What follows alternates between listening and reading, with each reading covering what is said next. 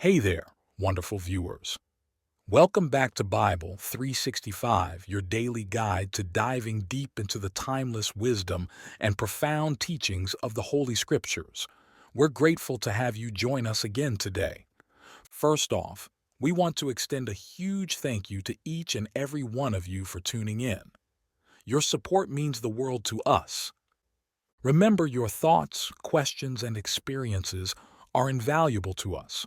So don't hesitate to drop a comment below and let us know your thoughts as we go along. This channel is all about building a community of like-minded individuals who share a passion for understanding the Bible.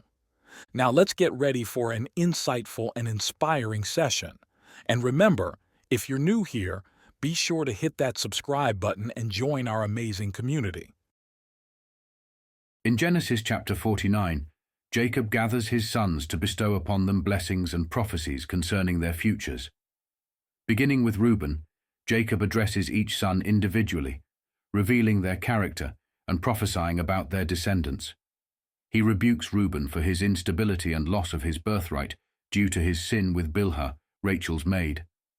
Jacob praises Judah, prophesying that the scepter will not depart from his tribe until Shiloh comes, indicating Judah's future role as a leader. He blesses Zebulun with prosperity by the sea, Issachar with diligence, Dan with justice, Gad with victory in battle, Asher with abundance, Naphtali with freedom of speech, and Joseph with blessings overflowing the boundaries. He blesses Benjamin, likening him to a ravenous wolf.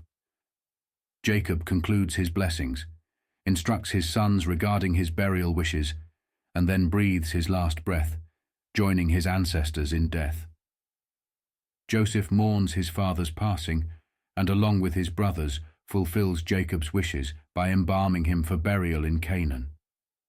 They carry Jacob's body to the land of Canaan, where they bury him in the cave of Machpelah, as he had requested.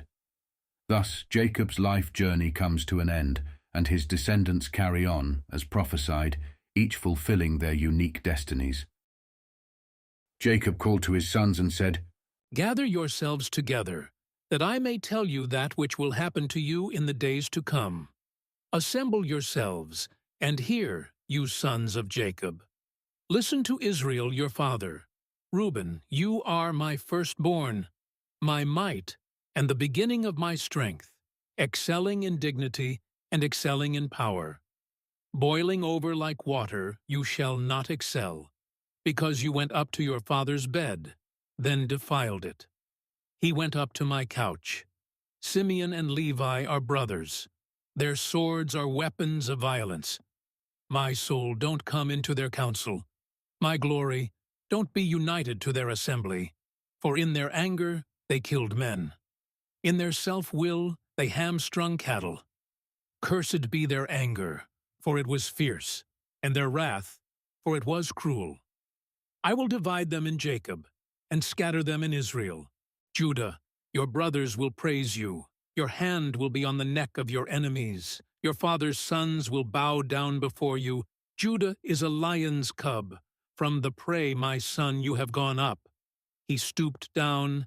He crouched as a lion, as a lioness. Who will rouse him up? The scepter will not depart from Judah, nor the ruler's staff from between his feet, until he comes to whom it belongs. To him will the obedience of the peoples be, binding his foal to the vine, his donkey's colt to the choice vine. He has washed his garments in wine, his robes in the blood of grapes. His eyes will be red with wine, his teeth white with milk. Zebulun will dwell at the haven of the sea. He will be for a haven of ships. His border will be on Sidon. Issachar is a strong donkey, lying down between the saddlebags. He saw a resting place, that it was good, the land, that it was pleasant. He bows his shoulder to the burden, and becomes a servant doing forced labor. Dan will judge his people as one of the tribes of Israel. Dan will be a serpent on the trail, an adder in the path that bites the horse's heels, so that his rider falls backward. I have waited for your salvation, Yahweh. A troop will press on Gad, but he will press on their heel. Asher's food will be rich. He will produce royal dainties. Naphtali is a doe set free, who bears beautiful fawns. Joseph is a fruitful vine by a spring. His branches run over the wall. The archers have severely grieved him, shot at him, and persecuted him. But his bow remained strong. The arms of his hands were made strong by the hands of the mighty one of Jacob. From there is the shepherd, the stone of Israel. Even by the God of your father, who will help you, by the Almighty, who will bless you with blessings of heaven above, blessings of the deep that lies below, blessings of the breasts and of the womb. The blessings of your father have prevailed above the blessings of your ancestors, above the boundaries of the ancient hills. They will be on the head of Joseph, on the crown of the head of him who is separated from his brothers. Benjamin is a ravenous wolf.